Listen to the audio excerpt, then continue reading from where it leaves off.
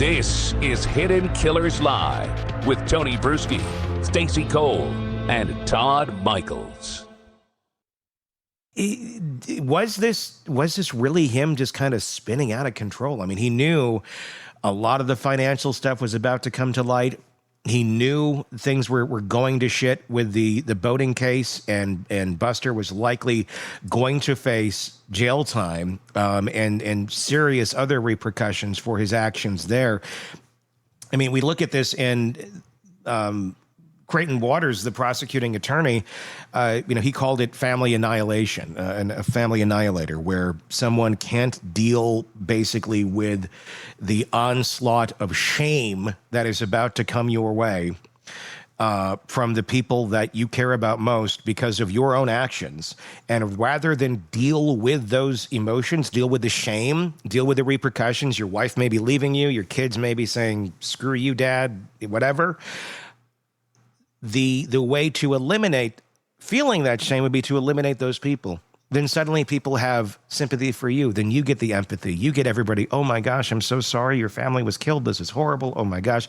As opposed to what the other next step would have been had reality just played itself out with anybody being murdered, which would have been Alec Murdaugh facing the wrath for all of his financial crimes and his son facing that. And really just a huge blight of shame on the family name of Alec Murdaugh and the Murdaugh legacy, which he was kind of not the black sheep, but he was kind of one of the weakest links of one of the individuals that seemed to have the propensity to screw up the name with his own stupidity and actions.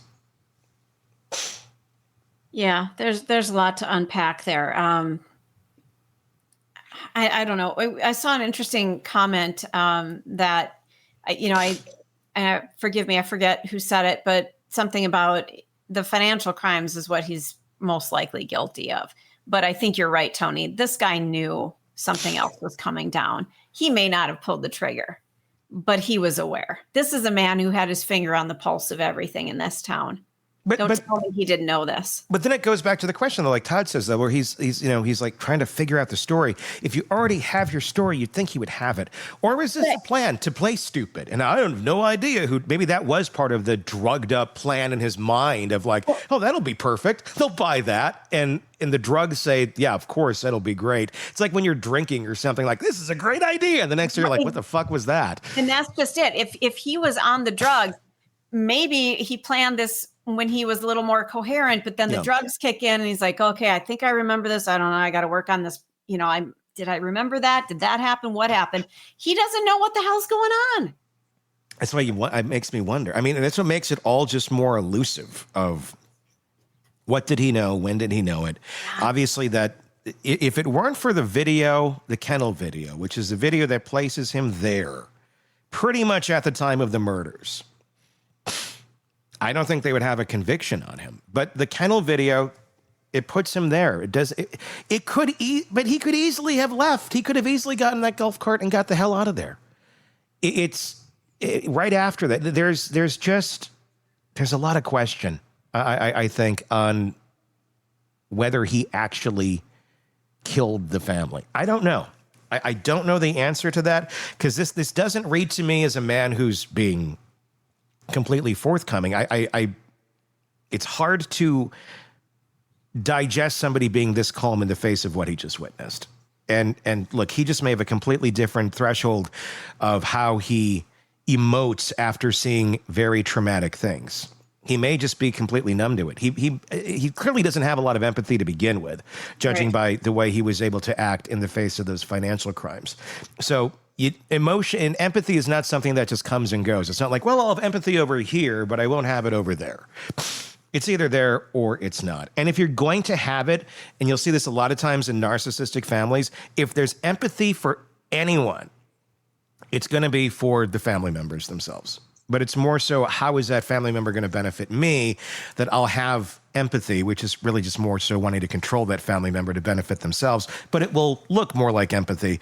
This just looks insane. It looks cold, callous. Why would you, at the end of the day, what was the purpose of this other than to preserve, if he got away with it, his dignity in his mind. Was that the end goal here? Is just his dignity, and he would get all this attention and all of this empathy for your family was just murdered, and you're already going through that. Was that the goal at the end of the day? Because that's the only thing that makes a lot of sense.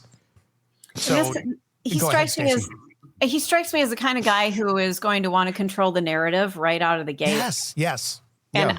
I know somebody very much like that. Yeah. Like, I don't care a lot what of the people story do that. is. Here's what I want people to hear about. Yeah. And it's like, oh, fuck that. You're going to hear the truth, people. Well, that's how narcissists function. That's how they work. So my thing is that in recent times, right before this happened, all the money situations were coming out. The family stuff was all coming out.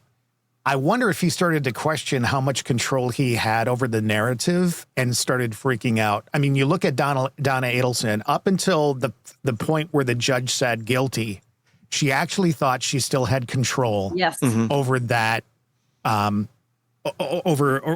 the jury, The narrative, and the narrative. Yeah. I'm just wondering if he started seeing things crumble away, and now he was trying to work harder to try and cover up what was kind of coming out here. He just seems like he's thinking. And working harder meant killing his family because that put him in control. Interesting. I mean, it would put him in control of that narrative. I mean, it would mean attempt to put him in control of that narrative.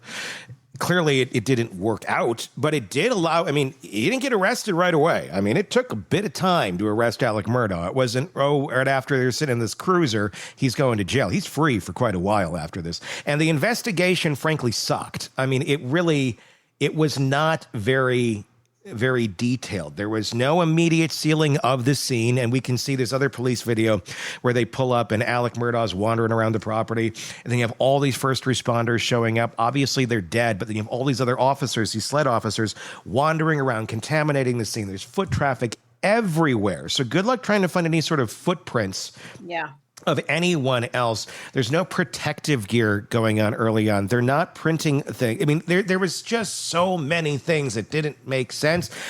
And again, and I feel like in this case, in that element of this case, incompetency can very often masquerade as conspiracy. Where are you doing this to protect him? Are you doing this No, I mean, I think it might be more that these officers didn't have a lot of reps and things like this.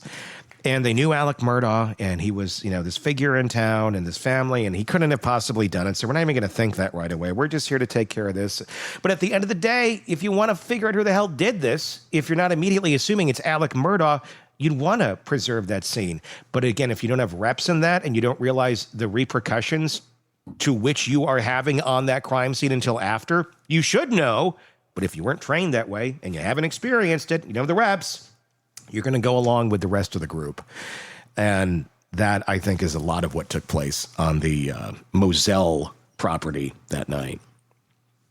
I'm sad that it was handled so poorly in the investigation part. It's sad that there may be jury tampering and all that kind of stuff, because you would think that. And again, that's where my question comes up about whether or not he really did it. That he probably was involved, but did he pull the trigger? You wish it was a cleaner story. You wish it made sense from start to end, but it just doesn't. And so many cases don't. Sometimes simple is the answer, and sometimes simple is not at all the answer. And this is not a simple, I don't think. Why two guns? Why? I mean, a lot of it just does not add up. Let's watch a little bit more of the police interrogation here. And then after that, we're going to go, Eric Faddis is going to be joining us. I'm going to go sneeze and blow my nose because my allergies are horrible. Eric Faddis is going to be joining us. We're going to take up Donna Adelson, and we're going to talk about the appeal. We're going to talk about the future for Wendy. That's coming up. But let's watch a little bit more of this before we get into that. Actually, no. Okay. It was some people that he knew distantly, but more times than not, when I learned about it, it was somebody that he didn't know. Okay. It's like, for example, he went out in Charleston a couple months ago, came back, he got a black eye. And, he can't defend himself right now because he has these charges. So, he would pose a real tough man's man. He would just He would defend himself, but he hadn't done. That's right. But How was he handling that case? Letting over everybody. as far as what? How was he handling it? I've never been prouder of him than the way he has handled the pressures and the adversity in that situation. I think I've told Danny that before. I mean, Paul is a wonderful, wonderful, wonderful kid. He can do almost anything. He gets along with almost anybody. Do y'all store any weapons out here?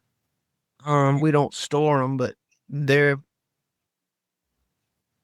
frequently out here. I need to find out if there were any out here because I know there was a shotgun. There was a 12-gauge shotgun out here. I'll have to find out exactly when that was. I think it got put up, but I'm not positive. What did that shotgun look like? It was a camouflage. I want to say it was a Benelli or maybe a Beretta. I can't remember which brand it is, but I don't think it was out here Okay. recently. But I'm not positive. And the shotgun that you had when deputies pulled up, where did that come from? I went to the house and I got a gun. Probably overreacting, but And was that when you pulled up and saw them? no, I mean, I came out and I called 911 first, Mm-hmm. talked to them for a little while, and then I told her Told her. that I was going to go to the house Okay. and that I would let authorities know when they got here that I had a gun. Okay. Do you happen to have a list of all your guns? I can make one. I don't have one, but Yeah. I can make one. Okay. Well, I'm just saying, so we could compare if that shotgun was out here and now it's missing. Absolutely. Try to figure that out. I know, absolutely. And I know living out here in the country, you probably have more than one or two. We do. We probably have 20, 25 guns, Yeah. Shotguns, rifles. pistols. Any rifles? Yes, sir. What kind of rifles? All kinds. Yeah. Okay. I mean, you name it across the board, we have them. Okay. And I mean, all of them we have are, in our hunting room, in our house. What was their schedule today? When did they get? My son works for my brother, and he was coming home to deal with the sunflowers.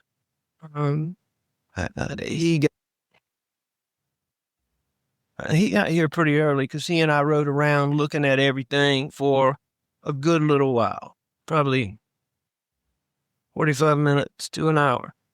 Maggie had things she did in Charleston, and she had a doctor's appointment in Charleston, and she got back here. It was fairly late.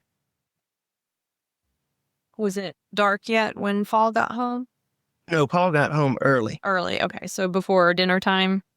Before Oh, yes, ma'am. lunchtime? Or No, What brother does Paul work for? John Marvin, And what does Paul do for him? everything. That's cool. Handyman. Yes, sir. was it unusual for Maggie to feed the dogs this time of night or check on them? Oh, no. I mean, she played with those dogs all the time. And it's especially common for her to, she's been gone for a while, to come and let especially two of them out to run. Okay. So she pretty regularly comes out here in the evenings. Very regularly. Okay. She comes out here a lot. You have any cameras on your property? I have deer cameras, but none, around up here Where are they at? on different deer stands. Okay. So deep in the woods. Well, not necessarily deep in the woods. Some of them are in fields and, Okay. but there's none that, are near here. Okay. What doctor did Maggie see today? I forget the guy's name. Maggie's been having trouble with her. She's been having trouble with her stomach and her tooth. I'm not positive. It was sort of a routine. a visit, and I can't remember. She told me the name of it, and I can't. I want to say Gordine. It is who I think she saw. So was she back home around supper time? Or 6 o'clock, 7 o'clock? I don't think she got back quite that early. I think she got back a little bit later than that. Okay. Mm. And what did you do today? Were you at the office or? Nope, I was home. I came home. Paul and I messed around. I was up at the house, laid down to the nap on the couch, probably, I don't know, 25, 30 minutes. I got up, I called Maggie, didn't get an answer, and I left to go to my mom's. She had said she might ride with me, but she normally doesn't when I go over there. And I think I texted her, and she's very good about answering the phone, so that was odd, or calling me back, so that was odd, but it wasn't that big a deal. What time was that? What time was what? That you sent her a text message? I texted her at 9:08, going to check on M, be right back. And then I texted her at 9:47. That must be when I started to come back. I think I called her before that. But let me make sure. That's some of the police interrogation of Alec Murdaugh right as moments after the murder of his wife and son. Want more on this case and others? Then press subscribe now and don't miss a moment of true crime coverage from Tony Bruschi and the Hidden Killers podcast.